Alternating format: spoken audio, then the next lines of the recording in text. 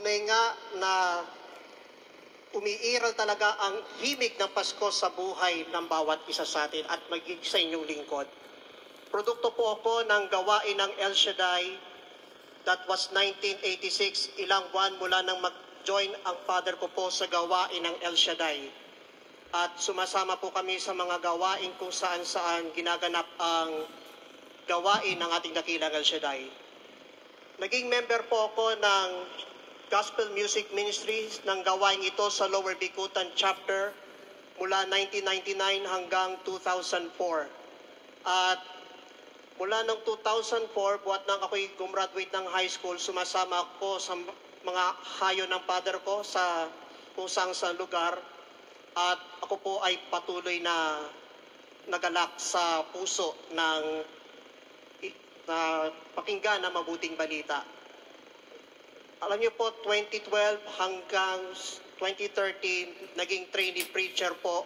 Nasanay po ako sa mga pag-MC sa mga prayer meeting, pag-lead ng intercessory prayer at kung ano-ano pa. Hanggang dumating ang time, October 16, 2013, 10 years ago, naging preacher po ako sa Tapat Pa Chapters. At noong 2013, nang buksan ang College of Divine Wisdom, kabilang po ako sa mga nag-enroll at gumraduate noong 2021 by virtual.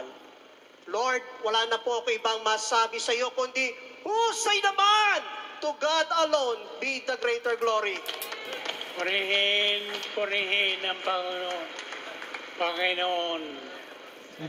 The first O stands for others. According to Abang Yawal Shaddai, ako nga po pala ang inyong kapatid, Brother Roger Valencia po ng Tapat Pa. Nang aking pong papakinggan ang salita ng Diyos way back 1989, ito po ay nagbigay hamon sa akin tungkol sa pagtitinda namin sa aming tindahan ng sigarilyo at ng alak. Hindi ko po ito pinakinggan, kung hindi, sinunod ko yung aking sarili sapagkat marami po akong mga bayaran. At doon po, hindi ko maintindihan, naputulan po ng daliri yung anak ko sa kanyang pagbabasketball. At dahil puroon, nagamit ko yung pera ng alak at ng sigarilyo.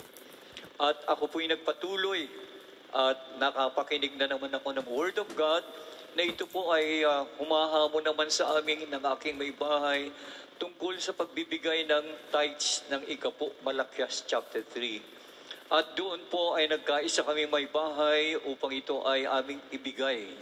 Nang ito po ay aming maibigay, dahil ako po ay nag-aahente ng kotse, nagsunod-sunod po yung aking benta.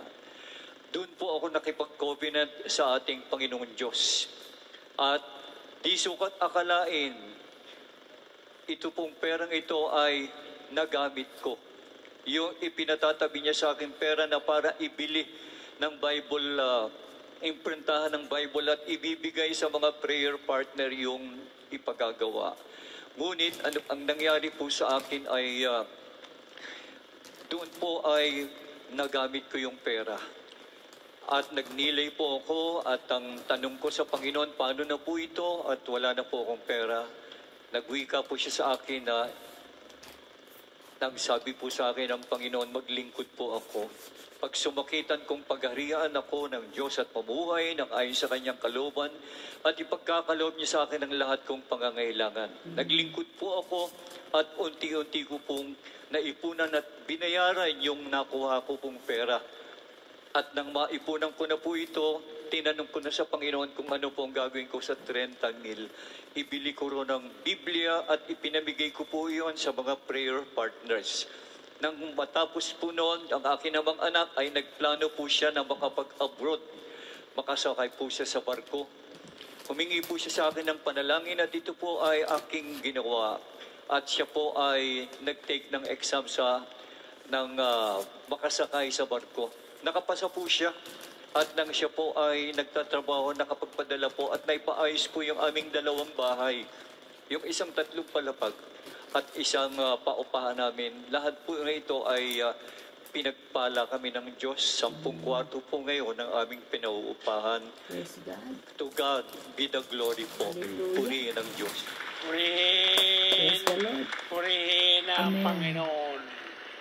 kalsada, natuto po akong magsugal, sumama sa mga trouble, natuto rin po akong magnakaw, natuto rin po akong uminom.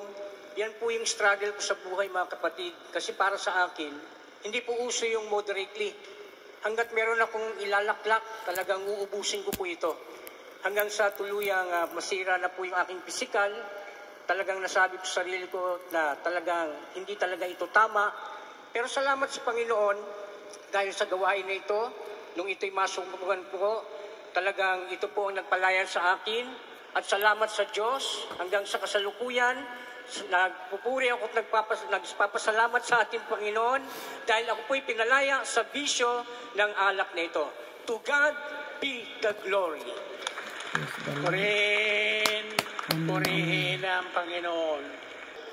At sa kanyang may bahay, Ma'am Belen Bilarde, at sa aming minamahal na Assistant Servant Leader, Congressman Michael Bilarde, at sa buong Bilarde family, at gayon din sa inyong mga kapatid, sa pananampalataya, mapagpalang gabi po sa inyong lahat.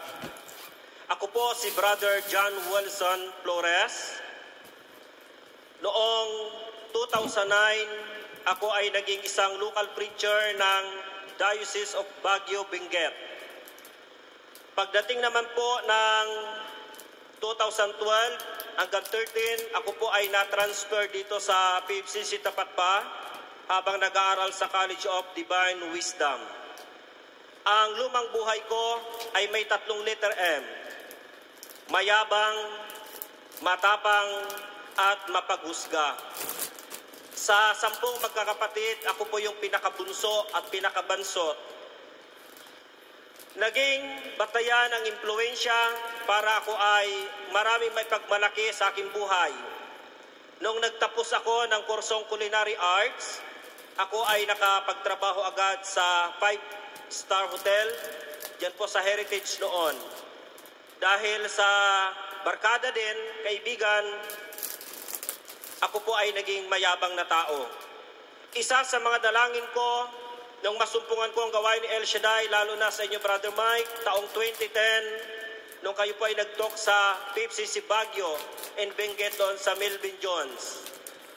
Ang mga salitang ibinahagi niyo po sa amin, isa ko doon sa pinagpala at binago ng Diyos. Akala ko noon ang pagiging preacher ay madali.